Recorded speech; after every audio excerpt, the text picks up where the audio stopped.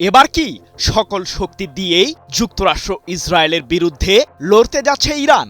ইহুদিবাদীদের বিরুদ্ধে নিজেদের ক্ষেপণাস্ত্র ভাণ্ডারের সকল অস্ত্রই কি সম্ভাব্য যুদ্ধের ময়দানে ব্যবহার করবে তেহরান?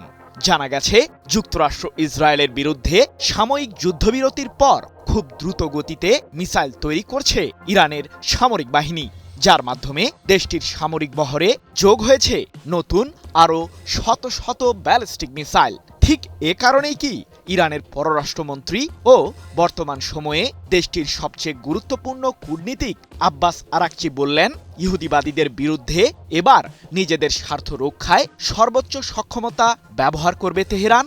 প্রশ্ন হলো, সাম্প্রতিক যুদ্ধের পর মাত্র 2 সপ্তাহের মাথায় নতুন করে ইরান কিভাবে মিসাইল তৈরিতে সফল হলো? আবারও মিথ্যা প্রমাণিত হল মার্কিন প্রেসিডেন্ট ডোনাল্ড ট্রাম্পের দাবি। সাম্প্রতিক যুদ্ধে ইরানের বেশ কয়েকটি ভূগর্ভস্থ ক্ষেপণাস্ত্র কেন্দ্রে বোমা হামলা চালানোর দাবি করেছিল যুক্তরাষ্ট্র ও ইসরায়েলের সম্মিলিত সামরিক বাহিনী, যার সাহায্যে ইরানের ওই মিসাইল বাংকারগুলো ধ্বংস হয়েছে বলে দাবি করেছিলেন ট্রাম্প। কিন্তু যুদ্ধের পর মাত্র 2 সপ্তাহের মাথাতেই মার্কিন শাসকের সেই দাবিকে পুরোপুরি মিথ্যা প্রমাণিত করল ইরান।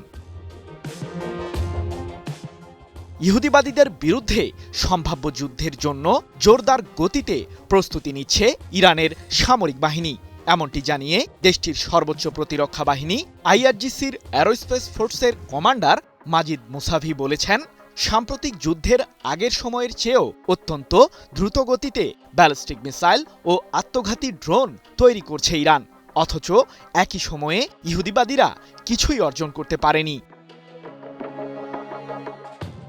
যুক্তরাষ্ট্র ইসরায়েলের শাসকদের বুকে কাঁপুনি ধরিয়ে দিতে নিজেদের মিসাইল ও আত্মঘাতী ড্রোনের নতুন সেই বহরের একটি ভিডিও ফুটেজও প্রকাশ করেছে ইরান, যেখানে দেখা যাচ্ছে সারিবদ্ধভাবে প্রস্তুত আছে ইরানের শত শত ব্যালিস্টিক মিসাইল ও আত্মঘাতী ড্রোনের বিশাল বহর। সেই সাথে নতুন ক্ষেপণাস্ত্র তৈরির কাজও চালিয়ে যাচ্ছে ইরানের সামরিক বাহিনীর প্রকৌশলীরা। তাদের সেই কাজ তদারকি করছেন কমান্ডার মাজিদ মুসাভি। তবে প্রশ্ন থেকেই যায়, ক্ষেপণাস্ত্র ভাণ্ডারকে নতুন করে সাজাতে ইরানকে কি কোনো দেশ সহায়তা করেছে? চলতি মাসের 8 তারিখ ইহুদিবাদীদের বিরুদ্ধে যুদ্ধবিরতি শুরুর আগে ইরানের সরকারের সর্বোচ্চ মহল জানায় যে তাদের বহরে প্রস্তুত আছে প্রায় 15,000 ব্যালিস্টিক মিসাইল ও 45,000 আত্মঘাতী ড্রোন। বিশ্লেষকদের ধারণা, ইরানের এই সামরিক শক্তির বিষয়টি টের পেয়েই দেশটির বিরুদ্ধে তড়িঘড়ি করে যুদ্ধবিরতিতে যায় যুক্তরাষ্ট্র ও ইসরায়েল। যদিও পশ্চিমা গোয়েন্দারা বহুদিন ধরেই দাবি করে আসছেন যে ইরানের মিসাইল ভাণ্ডারকে শক্তিশালী করতে গুরুত্বপূর্ণ সামরিক রসদ দিয়ে দেশটিকে সহায়তা করছে চীন। এদিকে ইহুদিবাদীদের মধ্যে আতঙ্কের মাত্রা আরও বাড়িয়ে তুলেছেন ইরানের পররাষ্ট্রমন্ত্রী আব্বাস আরাকচি।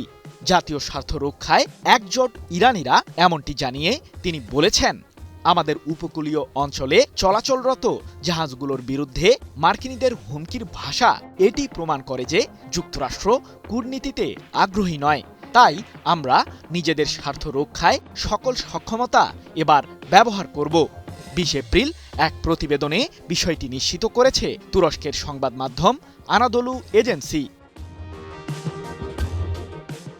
অন্যদিকে ইসরায়েলের সামরিক সূত্রগুলো জানিয়েছে যে ইরানের বিরুদ্ধে মার্কিন প্রশাসনের চলমান যুদ্ধবিরতি এখন অনেকটাই হুমকির মুখে রয়েছে, যে কোনো সময় এটি ভেঙে যেতে পারে, যার কারণে ইরানের বিরুদ্ধে আবারও যুদ্ধের প্রস্তুতি নিচ্ছে ইহুদিবাদীরা। আর আসন্ন নতুন যুদ্ধে ইরানের গুরুত্বপূর্ণ জ্বালানি অবকাঠামো ও সরকারি স্থাপনাগুলোকে টার্গেট করে হামলা চালানোর ছক আঁকছে যুক্তরাষ্ট্র ও ইসরায়েলের সামরিক বাহিনী।